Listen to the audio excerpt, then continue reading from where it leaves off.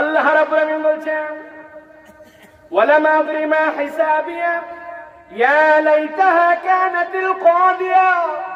দুনিয়ার বুকে কত মানুষ আছে যাদেরকে আপনি যত ইসলামের কথা বলেন, বক্তার ওয়াজ খুব ভালো লাগে, এত সুন্দর কথা বলেছে, কলিজা ঠান্ডা হয়ে গেছে, বাপরে বাপ কি সুন্দর আলোচনা, কোরআন ছাড়া কথাই বলে নাই। কিন্তু বাড়িতে যেয়ে ওই কোরআন ধারণ করে না, ওই কোরআন অনুযায়ী নিজের জীবন চালায় না, আবার নিজে নিজে মনে করে দুনিয়ার বুকে কি সব মানলে পারা যায় নাকি, আল্লাহ রসুলের সব বিধান মানে আবার দুনিয়ায় চলা যায় নাকি। ওইটা ছিল 1400 বছর আগে, আর এখন হচ্ছে ডিজিটাল বাংলাদেশ। আছে কিনা এই বুদ্ধির মানুষ? আল্লাহ বলছেন সাবধান হয়ে যাও, ইয়া লাইতাহা কানাতিল কাদিয়া। ওই দিন যাওয়ার পরে ওই মানুষগুলাই বলবে আল্লাহ আজকের দিনে কেবল বিপদেই পড়ি নাই, তোমার কাছে বলছে আজকে বিপদ তো এমন বিপদ, একে তো বাম হাতে এমন নামাজ নিতেই চাই না, হিসাবে যদি না হইতো। আর আল্লাহ ওই মৃত্যুর মাধ্যমেই যদি সব শেষ হতো, আমরা বড় বাঁচা বেঁচে যেতাম। প্রিয় ভাইরে, আযাবান শাদীদা, আল্লাহ যে বলেছেন শাদীদ, এই শাদীদের ব্যাখ্যার মধ্যে মুফাসসিররা বলছেন আল্লাহ এমন আযাব দেনেওয়ালা। দুনিয়ার বুকে আপনি কোনো একটা বিষয়তে ইউজ টু হয়ে যেতে পারেন, বলে তুই যে এত গালাগালি করলো মোড়ের উপরে, তোর কি গায়ে বাঁধে না? কয় ভাই গালি শুনতে শুনতে পিঠে হয়ে গেছে। কয় না মানুষ? কয় আরে এই মানুষটা তোর সাথে এরকম দুর্ব্যবহার করলো, বাসালাদেরকে বলে মানুষজন এরকম আপনার সাথে আচরণ করলো, তারপরেও রাস্তার মধ্যে দাঁড়ায় থাকেন, কয় পিঠের চামড়া মোটা হয়ে গেছে, ওদের কানে কোনো কথা যায় না, বলে কিনা? তার মানে অভ্যাস হয়ে গেছে নিজের। আল্লাহ রাব্বুল আলামিন বলছেন আযাবান শাদীদা, মানে বুঝো জাহান্নামে যাওয়ার পরে কখনো এইটা বলতে পারবে না আল্লাহর আযাব জাহান্নামে থেকে থেকে আমাদের গায়ে হয়ে গেছে, এখন আর আযাব গায়ে লাগে না। আল্লাহ বলছেন না, ওই কিয়ামতের ময়দানে তোমারে যখন এই আফসোস করে জাহান্নামে ঢুকানো হবে, প্রতি মুহূর্তে তোমার অনুভব হবে আল্লাহ যেন নতুন করে আমারে কষ্ট দিচ্ছেন। এই জন্য বান্দা বলবে হায় হায়, মৃত্যুই যদি আমার শেষ হয়ে যেত তাহলে তো আমার ফাইনাল খেলা। আল্লাহ বলছেন জাহান্নামে ঢুকলে সেখানে আর মৃত্যু হবে না।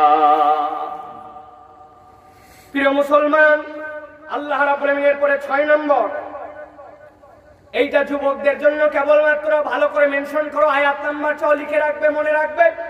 আল্লাহ রাব্বুল আলামিন বলছেন সূরা আল ফুরকান 28 নম্বর আয়াত, মন দিয়ে বুঝেন। আল্লাহ রাব্বুল আলামিন বলছেন ইয়া ওয়াইলাতা লাইতানি লাম আত্তাখিয ফুলানান খলিলা লাকাদ আযাল্লানি আনির যিকরি বা'দা ইয জাআনি ওয়া কানা আশ-শাইতানু লিল ইনসানি খাযুলা। আল্লাহ রাব্বুল আলামিন বলছেন কিয়ামতে একটা ভিন্ন শ্রেণীর আফসোস হবে। আহারে ও যুবক, কি আফসোস হবে? আল্লাহ রাব্বুল আলামিন বলছেন ইয়া ওয়াইলাতা লাইতানি লাম আত্তাখিয ফুলানান খলিলা। ওই দিন আল্লাহ বলছেন বান্দার আফসোস করে বলবে এই লোক আল্লাহ ফুলান মানে কি উমুক, উমুকটাকে উমুক, আপনি আমি সবাই উমুক। এখানে উমুক নামে কেউ আছেন? কিন্তু আমরা সবাই অমুক লোক। আল্লাহ বলছেন ওই দিন আফসোস করে বলবে আল্লাহ অমুকরে যদি আমার বন্ধু না বানাইতাম আজকে আমি বিপদে পড়তাম না।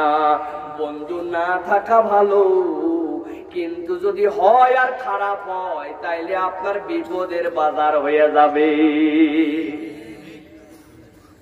লামা তাখিজ ফুলানান খলিলা, আল্লাহ উমুকরে যদি আমার বন্ধু না বানাইতাম, বন্ধুর দোষ কি? বন্ধু তো বানাইছে, দোষ কি? আল্লাহ দোষ বর্ণনা করছেন লাকাদ আযাল্লানি আনিয যিকরি বা'দা ইয জাআনি ওয়া কানা আশ-শাইতানু লিল ইনসানি খাযুলা।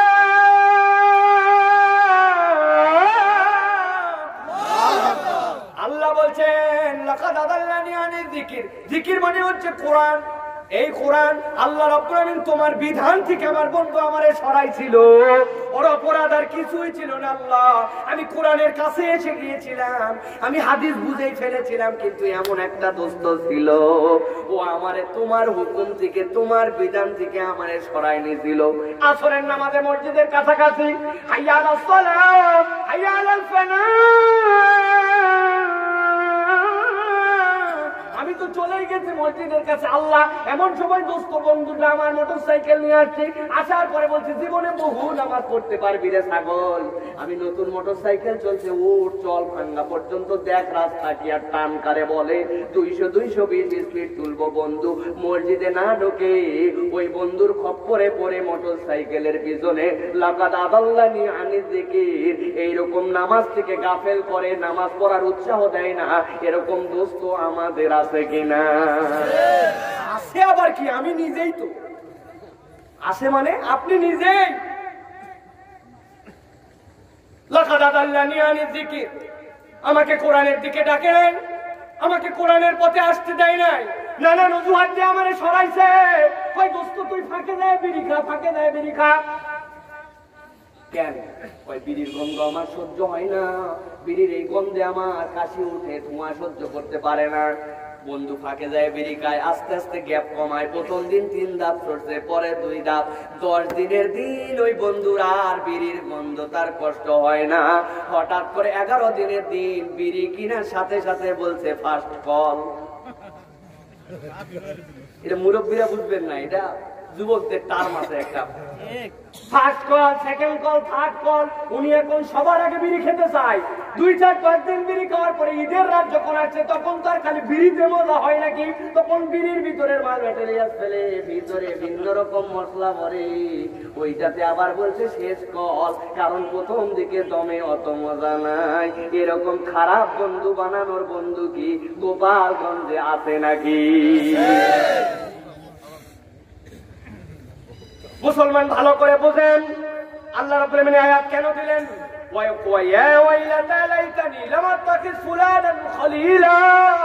আল্লাহ বলছেন কেবল বন্ধু নয়, যেমন তেমন বন্ধুর সাথে গাঁজা খাবে না, অন্তরঙ্গ হওয়া লাগবে। আব্বারা যায় বলে দিবে, খাওয়ার পরে নরমাল বন্ধু হলে যদি কোন রকম একটা টাইট বাড়ি পরে বলবে আমি তো জানি না আপনার বেটাই উল্টা আমারে খাওয়াতে দিছিল। এটা যেমন তেমন বন্ধু যদি খলিল হয় তাহলে বলবে দুইজনই মার খায় শেষ হয়ে যাব, মুখ দিয়ে গন্ধ বাড়াচ্ছে, পাগলামো করতেছে, মাতলামো করতেছে, তাও বলছে খালি স্টার খাইছি, কিছুই তো খাইনি। এর নাম খলিল, খলিলা। এরকম আপনারা খারাপ দিকে নিয়ে যায়, অন্যায় নিয়ে যায়।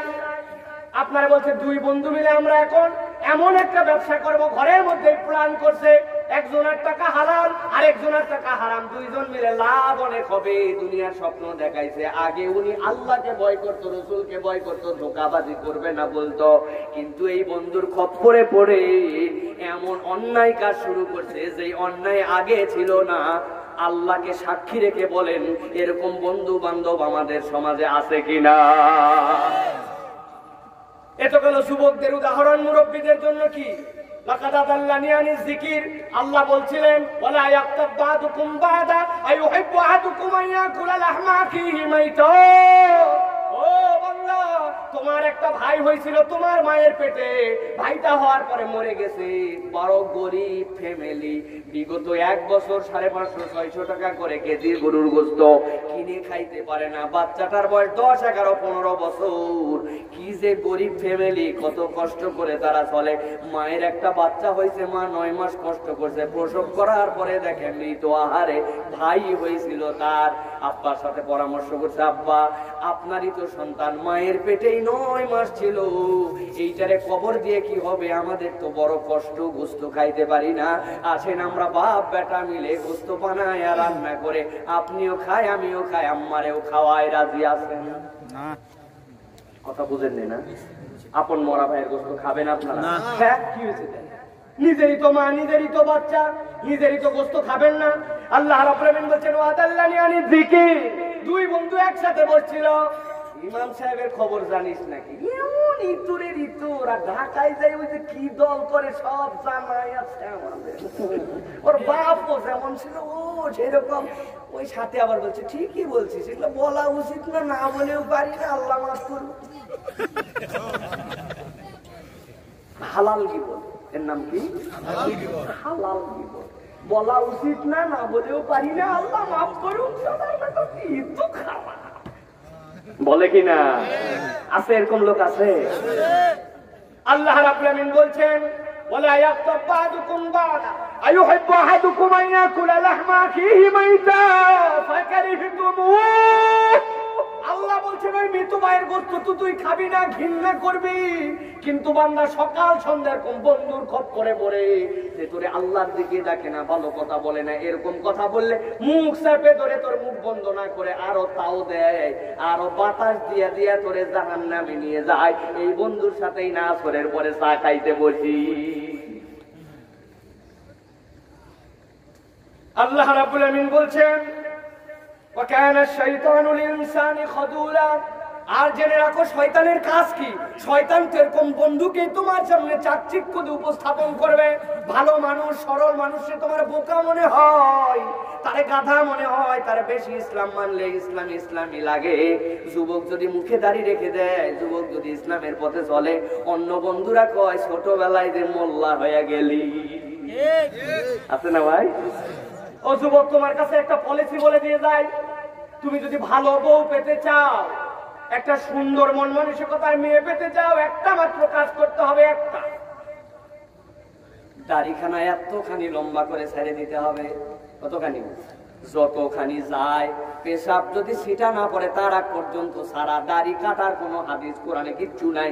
দাড়ি ছেড়ে দাও, গোপ ছোট করে ফেলো, কথা শেষ। এত বড় দাড়ি নিয়ে তুমি ঘুরবে, তোমার বাপ মা খবর দিবে ছেলে কেমন, পড়ালেখায় ভালো, চাকরি বাকরিও করে, মেয়ে একটা চাই, মেয়ে জিজ্ঞাসা করবে দেখতে কেমন, কয় মুখে এত বড় দাড়ি, হুজুর মুজুরের সাথে আমি বিয়ে করবো না। তাহলে বুঝবেন, হুজুর মুজুরের সাথে বিয়ে না করলে তার মধ্যে দিনদারি নাই। দুনিয়ার সেরা রূপসী সুন্দরী হলেও আপনার বাড়িতে আসলে আপনার ফ্যামিলির দিনের আপনার কোনো উপকার হবে না, অটোমেটিক আগেই আপনার থেকে বিদায়, ঠিক কিনা? এই জন্য যুবক যদি বিয়ে করতে চাও আর ভালো বউ পেতে চাও, দাড়ি ছেড়ে দাও। আল্লাহর ফর্মুলা এটা। যদি তোমার এইগুলো সব দেখে তুমি নামাজি ছেলে, তুমি সত্য কথা বলো, লম্বা দাড়ি রাখছো, টাকনুর উপরে কাপড় পরো, এইগুলো সব দেখার পরেও যদি বলে না ওই ছেলের আমি বিয়ে করবো, বুঝবে তোমার তকদির ভালো। তোমার সংসারে এমন একটা মেয়ে আসবে, রূপে কম হতে পারে, বংশে কম হতে পারে, তার টাকা পয়সা ফ্যামিলি শ্বশুর দিকের কম হতে পারে, কিন্তু সে যদি দিনদার হয় তাহলে ওই দিনদারি দিয়ে আল্লাহ বাকি সবগুলা তোমার কামিয়াব করে দিবে। আল্লাহ রাব্বুল আমিন বলছেন ওয়া ক্বালার রাসূলু ইয়া রাব্বি ইন্না কওমি ইত্তাখাযু হাযাল কুরআনা মাহজুরা। সেই মানুষরা ওই দিন বন্ধু নিয়ে আফসোস করবে। আল্লাহ বলছেন রসুলকে ওই দিন সেই জায়গায় হাজির করানো হবে। আল্লাহ বলছেন আমার বক্তব্যের পরে রসুল একটু কথা সেখানে বলবেন। আল্লাহ রসুল বলবেন হে আল্লাহ, এই যে কওমের কাছে কোরআনের কথাগুলো এরকম কষ্ট করে করে উপস্থাপন করা হয়েছিল, ওরা শুনছে, সব বুঝছে, বুঝার পরেও এই কোরআনকে খেল তামাশা হিসাবে নিয়েছিল। আল্লাহু আকবার। হাযাল কুরআন মাহজুরা, তারা এই কোরআনকে খেল তামাশা হিসেবে নিতে। শুনছি তো 70 বছর ওয়াজ শুনে গেলাম, 50 বছর শুনলাম, পরকালে এইরকম হবে, তারপরেও ধোঁকাবাজি ছাড়ে না, তারপরেও ফজরের নামাজ পড়ে মুরব্বি চলে যাচ্ছে, কান্দের মধ্যে একটা কোদাল নিয়ে জমির দিকে। লোকজন বলে এত সকালে যাই যান কোথায় চাচা? বলে বাবারে আগের মতো তো আর কাজ করতে পারি না এখন, ওই জন্য সূর্য ওঠার আগে একটু জমির থেকে কাজ করে চলে আসবো। মুরব্বির আসল টার্গেট ওই পারের জমিওয়ালা এখন আইল কাটতে পারে নাই, উনি নিজের জমির দিকে আইল কাটে আধ হাত একটু জমিটা ঠেলতে চায়। এরকম আছে ভাই? ওই দিন যাওয়ার পরে টের পাবে। আল্লাহ রসুল যখন পিটিশন দিবেন, আল্লাহ রসুল বলবেন কোরআনের সব জানছিল, এটা যদি করে তার অন্যায় হবে, কিন্তু তারপরে আল্লাহ যাওয়ার পরে কোরআনের একটা খেল তামাশা, ও আজ তো হবেই। কি সুন্দর মাহফিলের আয়োজন, কত হাজার হাজার লোক, কত দামি বক্তা, দারুণ একটা প্রোগ্রাম শেষ হলো। আমাদের এলাকার কত লোক হয়েছিল জানিস? কে আসছিল জানিস? সাইফুল্লাহ ভাই আসছিল। কি ওয়াজ করা করছে, তোরা পারলে এরকম ওয়াজ করিস, ওয়াজ নিয়েও গর্ব, কিন্তু ওইটা নিজের মধ্যে নেয় নাই, ওই তালিম ভিতরে নাই, কিচ্ছু নাই, হয় কিনা? আল্লাহ রাব্বুল আমিন বলছেন ওয়া ক্বালার রাসূলু ইয়া রাব্বি ইন্না কওমি ইত্তাখাযু হাযাল কুরআনা মাহজুরা। হে আল্লাহ, আমার কওম এই কোরআনকে এরকম খেল তামাশা হিসেবে নিয়েছিল। আল্লাহ ওদের কাছে শতবার বোঝানোর পরেও ওরা এই বুনিয়াদের ব্রেক ভেঙে তোমার দিকে দৌড়াতে পারে নাই। এরপরের কারণ শুনেন, সূরা নিসা আল্লাহ রাব্বুল আলামিন 73 নম্বর আয়াতের মধ্যে বলছেন, ইয়া লাইতানি কুনতু মাআহুম ফাফুযা ফাওজান আযীমা। সংক্ষেপ কথা হচ্ছে, আল্লাহ একটা মজার আফসোস ওই দিন করাবেন। একে তো খারাপ দলের সাথে থাকার কারণে আফসোস, এরপরে আল্লাহ আফসোস করাবেন আর বলাবেন, আহারে ওই লোকগুলো আমলনামা নিয়ে চলে গেল দুনিয়ায়, এই লোকটারে পাত্তাই দিছিলাম না। সাধারণ এক রিক্সাওয়ালা রিক্সা রেখে নামাজ পড়তো, আর আমাকে আল্লাহ রাব্বুল আলামিন এত কিছু দেওয়ার পরে আমি নামাজ পড়ি না, এটারে গুনি নাই আমার এলাকার তালিকার মধ্যে ওরে রাখছিলাম না। কিন্তু আজকে ওই হুজুরগুলা, ওই মানুষগুলা, ওই ইসলাম মানা লোকগুলা এমন সফল হয়ে গেছে, আল্লাহ ওদের বিনোদন দেখায়ও তাদেরকে একটা কষ্ট দেওয়াবেন। তারা বলবে, ইস ইস ইস, আমি যদি এদের সাথে শামিল হইতে পারতাম তাইলে আমি তো সফল হইতাম। আরেকটা আফসোস হবে, ওই ভালো মানুষের বন্ধু না বানাতে পারাও একটা আফসোস হবে। এই জন্য বন্ধু নির্বাচন আমাদেরকে করতে হবে। আল্লাহ রাসূল বলছেন যে আলমারউ আলা দীনি খালিলিহি, দুনিয়ার বুকে প্রত্যেকটা মানুষ তার বন্ধুর ধর্মে অনুপ্রাণিত হয়। আপনি কার সাথে মিশেন, কার সাথে ঘোরেন, কার সাথে আপনার দোস্তালি, এইটা আপনাকে জান্নাত পর্যন্ত নিয়ে যাবে অথবা জাহান্নাম পর্যন্ত পৌঁছায় দিবে, ঠিক কিনা? প্রিয় যুবকেরা, তাহলে আমাদের বন্ধু কারা হবে? সত্যবাদী না মিথ্যাবাদী? পিতা মাতার সাথে অন্যায় আচরণ করে না ভালো আচরণকারী? আল্লাহর দিকে ডাকেন, আল্লাহর দিক থেকে ফিরায় রাখে? মিথ্যা কথা বলে, মদ গাঁজা খায়, বিড়িখোর না বিড়িখোর সারা? নিজে ছেড়ে দেন, খারাপ কাজ বাদ দিয়ে দেন, আল্লাহর দিকে আসেন, নিজেকে ওইরকম করে প্রিপেয়ার করে তোলেন। তাছাড়া আপনার থেকে আমাদের কোনো সম্পর্ক নেই। বলে দিবেন, দোস্ত ভালো হোক, তুমি আমার দোস্ত না হলে এই দোস্ত নিয়ে আমি জাহান্নামে যেতে রাজি নাই ভাই, তোমারও বিপদে ফেলবো না, আমিও বিপদে পড়বো না, চলে আসলাম, ঘরের মধ্যে বসে থাকলাম, আমার দোস্ত বানানোরই দরকার নেই। যদি হয় তো ভালো। ইমাম মুয়াজ্জিনের সাথে সম্পর্ক নাই। আগে ইমাম মুয়াজ্জিনের সাথে কি কানেক্টিভিটি ছিল মানুষের, কি ভালোবাসা, হৃদ্যতা, আলেম ওলামাদের সাথে সম্পর্ক। এখন এগুলো সব উঠে গেছে, আমরা সব প্রফেশনাল হয়ে গেছে। এগুলো সব আমরা দেখছি। আমার মা বাড়িতে এক লাউ হয়েছে সবার আগে আমাদের ইমাম সাহেবের, আমার বাপ হুজুর, আমি হুজুর, বংশ হুজুর, সেই হুজুরের বাড়ির থেকে আবার লাউ পাঠাচ্ছে আরেক হুজুরের বাড়ি। কারণ উনি আমাদের ইমাম, উনি আমাদের মহল্লার খতিব, তার কাছে আগে পাঠাইছে, সিম তুলে এক বাটিতে করে আগে পাঠাইছে। আমার মাকে দেখছি পাট শাক, চিনেন? এখন না কত ধরনের পাট শাক বেড়াইছে, মিষ্টি পাট শাক হয়েছে, আগে ছিল জম্মের চিটা, জোর করে খাওয়াইছে আমাদেরকে পাট শাক, কৃমি বলে যাবে। খাইছেন না আপনারা? কেমন তিতা তিতা রান্না করে আম্মা বলছে দিয়ে আসো ওই বাড়িতে। আমি লজ্জায় যে মা সব দিছো দিছো, পাট শাকটা না দিলে হয় না, তিতা শাক দিলে মান ইজ্জত থাকে বলে কথা বলিস না। আমাদের একটা প্রথম আজকে শাক রান্না হয়েছে, ওইটাই দেওয়া লাগে। এই ভালোবাসা ছিল কিনা ভাই?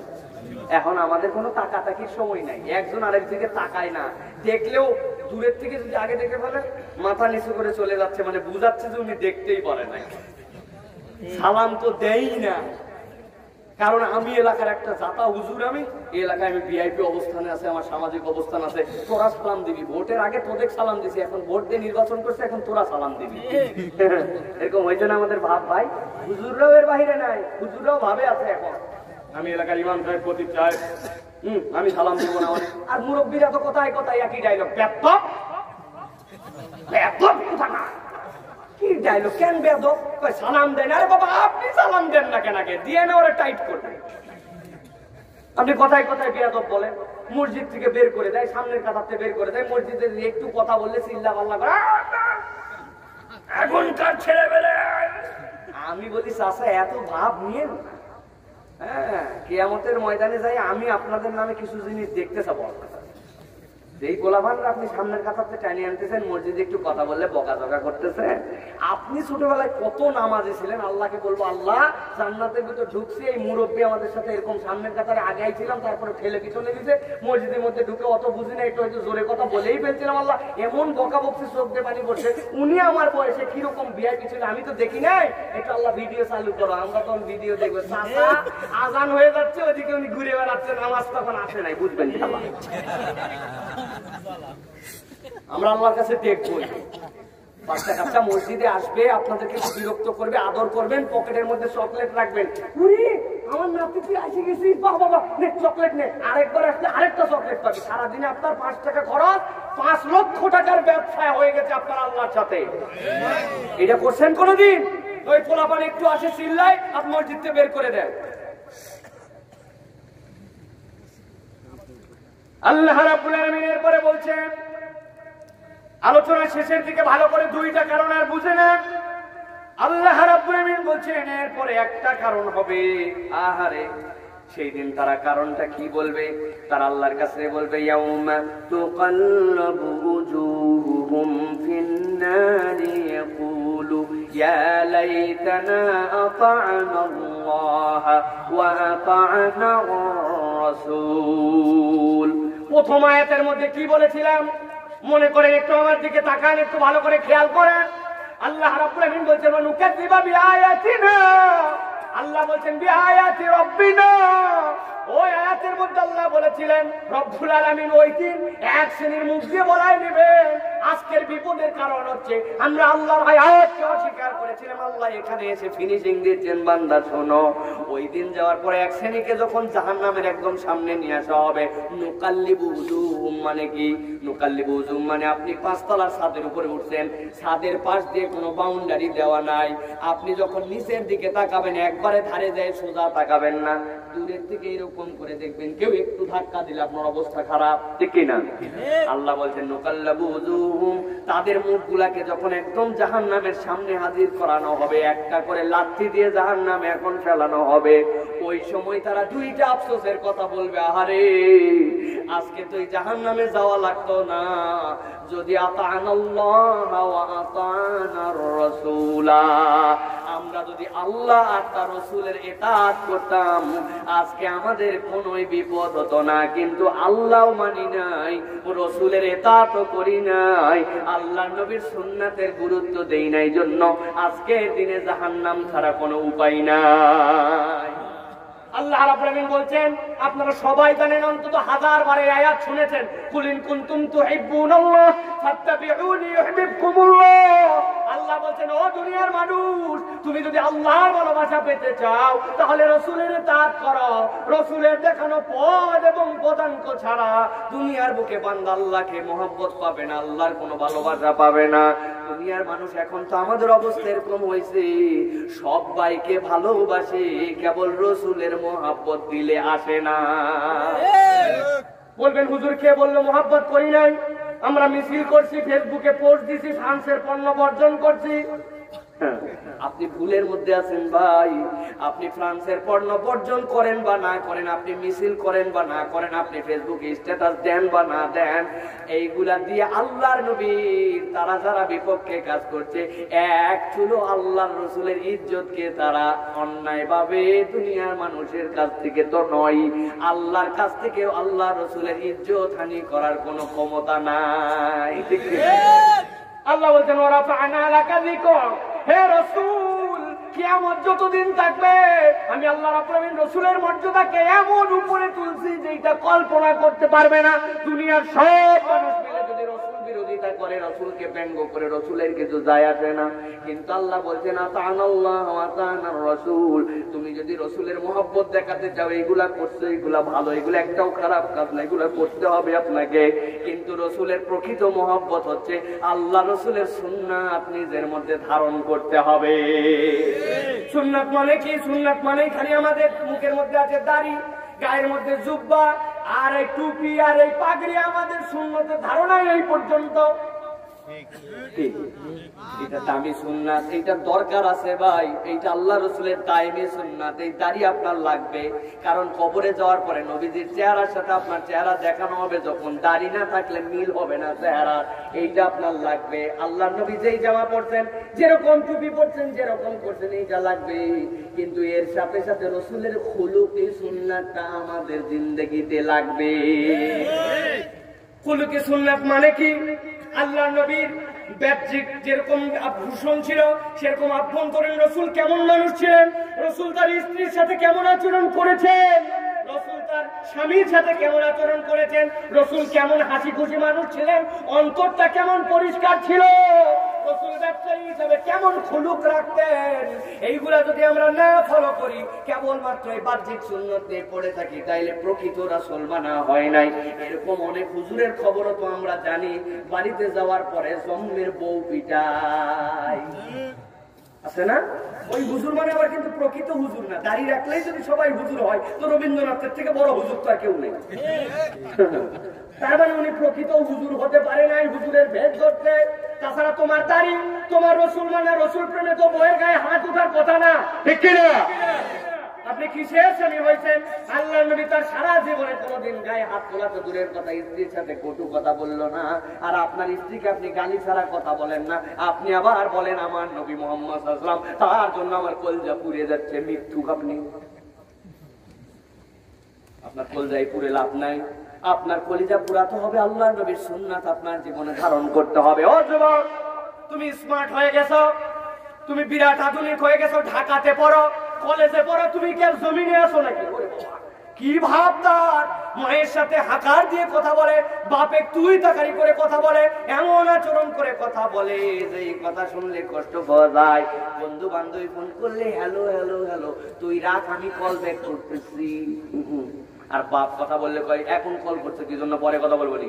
টাকার সময় খালি আব্বার টাকা লাগে, অন্য সময় বাপ মা খবর নিতে চাইলেও তোমার বিরক্ত লাগে। এইটা নবীর উম্মত তুমি এখনো হতে পারো না, ঠিক কিনা? একটা হাদিস বলি আপনাদের কাছে, রাসূল সাল্লাল্লাহু আলাইহি ওয়াসাল্লামের আচরণ কিরকম ছিল। আল্লাহ রাব্বুল আলামিন কেন এই কথা বললেন? ওয়ায়াকুলু ইয়া লাইতানা আতানা আল্লাহ ওয়া আতানা রাসূলা। আল্লাহ নবী এশার নামাজে দাঁড়ায় গেছে, বেলাল রাদিয়াল্লাহু তাআলা বিরক্ত হচ্ছেন। আল্লাহ নবী এশার নামাজে দাঁড়িয়ে গেছেন, আল্লাহ নবী মুসাল্লায় যাবেন, হযরতে বেলাল ইকামত দিয়ে দিয়েছেন, সাহাবীরা দাঁড়ায় গেছেন। হঠাৎ করে একটা গ্রাম্য বেদুইন আসছে, রুরাল ম্যান, গ্রাম থেকে আসছে, মদিনার দূরের একটা প্রান্ত থেকে আসছে। আসার পর উটটা বাইরে বেঁধেছে, আসার পর নবীজিকে সালাম দিয়া মুহাম্মদ সাল্লাল্লাহু আলাইহি ওয়াসাল্লামের হাতটা ধরছে, হাত ধরে মুহাম্মদ কেমন আছো? ভালো আছো? বউ বাচ্চা কেমন আছে? শরীর কেমন আছে? কেমন চলতেছে মদিনায়? আমারও তো অবস্থা এরকম এরকম, আমার ভালো, তারপরে আমার সংসার তো ঠিক মতো চলে না, যদি একটু তুমি সহযোগিতা করতে। ওদিকে কিন্তু কাতার বন্দী হয়ে আবু বকর, ওমর, ওসমান সবাই রেডি। আর ভিতরে ভিতরে হাদিসের বাসানা, ভিতরে ভিতরে হওয়ার কথা, আরে লোক রে সবাই নামাজে দাঁড়ায় গেছে, উনি কাহিনী লাগাইছে। বাবা নামাজের পরে বলবো কি এরকম মনে হয়। আমাদের ইমাম সাহেব বলে কি করতো, ইমাম সাহেব বলতো ভাইজান ঠিক আছে, বাকি কথা আপনার সাথে পরে হবে, এখন আমি নামাজে দাঁড়ায় গেছে। দেখবেন তো মুহাম্মদ সাল্লাল্লাহু আলাইহি ওয়াসাল্লাম ভিন্ন মানুষ। আল্লাহ নবী সাল্লাল্লাহু আলাইহি ওয়াসাল্লাম যতক্ষণ ওই লোক কথা শেষ না করে তার দিকে হেসে হেসে মনে হচ্ছে গলে গেছেন। আল্লাহ নবী তার হাতে অজস্র সময়, এত সময় অন্য কোনদিন আর পান নাই। জান খুলে তার কথা শেষ হয়েছে, হ্যাঁ ঠিক আছে। তাহলে আল্লাহ নবী থেকে ওই লোক উল্টা দিক করছে। তারপরে নবী আলাইহিস সালাম মসজিদের মধ্যে মেহরাবে নামাজে দাঁড়াইছেন।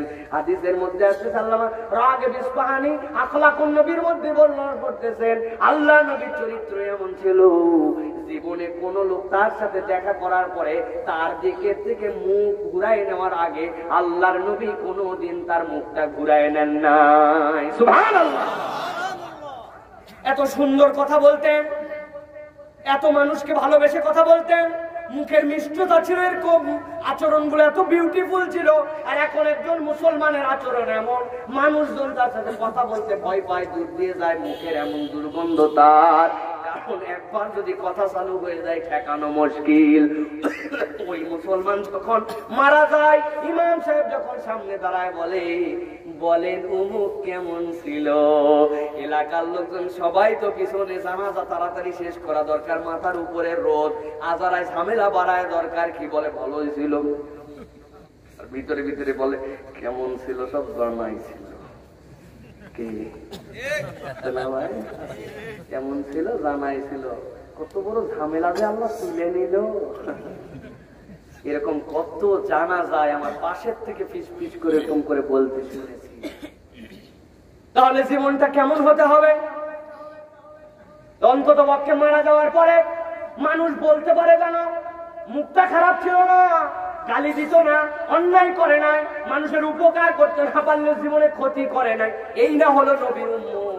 নয়তো নবীর উম্মত হিসাবে ওই দিন যে আল্লাহর কাছে পরিচয় দেওয়া যাবে? যদি না যায়, আল্লাহ বলছেন ওই দিন যখন জাহান্নামের সামনে দাঁড় করানো হবে, এই আফসোসটাই কেবল করবে, আমি তো নবীকে অনুসরণ করে আসতে পারি নাই, যদি আসতাম তাইলে আজকে বেঁচে যেতাম।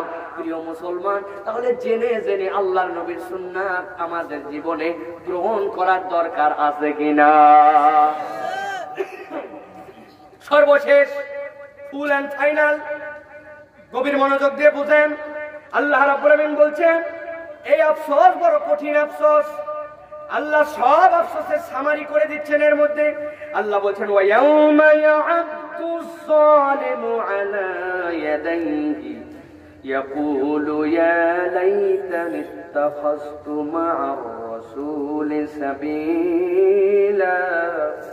আল্লাহ বলছেন ও দুনিয়ার মানুষ রে, ওই দিন আল্লাহর কাছে যাওয়ার পরে বান্দারা আফসোসের পরে আফসোস করে একটা কথাই কেবল বলবে, আল্লাহ যে রাস্তা যে পথ আমাদেরকে দেখাই দিয়েছিলেন, আজকে যদি আমরা সেই পথটা দেখতে পাইতাম, সেই রাস্তাকে অনুসরণ করতে পারতাম, তাহলে আমাদের জন্য বড় বেশি ভালো হতো।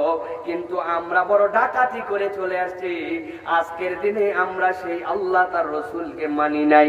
না মানার কারণে তাদের আচরণ কি হবে? আল্লাহ বলছেন ইয়াউমা ইয়া'আদ্দুস যালিমু আলা ইয়াদাইহি, কেবল এইটুকু বললেই তো হতো, কিন্তু তারা তা না করে আফসোসে আফসোসে কিয়ামতের সব মানুষ তাদের দিকে তাকায় থাকবে, আর নিজের হাতগুলা নিজের মুখের মধ্যে নিয়ে কামড়ায় কামড়ায় কামড়ায় কামড়ায় হাতকে ছুঁড়ে ফেলতে থাকবে। আমার ছোট্ট একটা মেয়ে আছে, 3 মেয়ের মেজো মেয়ে, যেটা আমার মাত্র 2.25 বছর বয়স। খালি কামড় দেয়, কি যে একটা বদভ্যাস হয়েছে, এইগুলো ছোট ছোট দাঁত উঠছে, খালি কামড় দেয়, কিছু পাইলে না পাইলে কামড়। আমি ডাক দিলাম, বাবা এদিকে আয়। আচ্ছা, আমার হাতেও কামড় দিয়েছে একটা কয়েকদিন আগেই। যাওয়ার পরে চিন্তা করলাম, দেখি তো কিরকম বুদ্ধি হয়েছে। ওর একটা নখ নিচে, আমার একটা নখ, 2 নখ 2 জনা দিয়ে বললাম তোর মুখের মধ্যে দিলাম। যাওয়ার পরে বললাম দেও কামড় ধরে, যাও বাবা জোরে না। দেখি আস্তে করে নিজের হাত বাইর করে নেয়, ওরটাই কামড় দেয় না, কামড় দেয় খালি আমারটাই। আমি বললাম দে কামড়, দুইটা যখন সমান তখন কামড় দেয় না। 2 বছর 2.25 বছরের বাচ্চা, সেও বুঝে তার হাত কামড়ালে কষ্ট। আল্লাহ রাব্বুল আলামিন বলছেন ও দুনিয়ার মানুষ, তোরে আর কিভাবে বুঝাবো?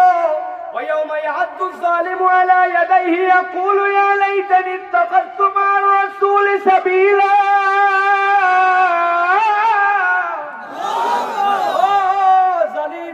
আমি আল্লাহ বললাম আর কিভাবে তোরে বুঝাবো?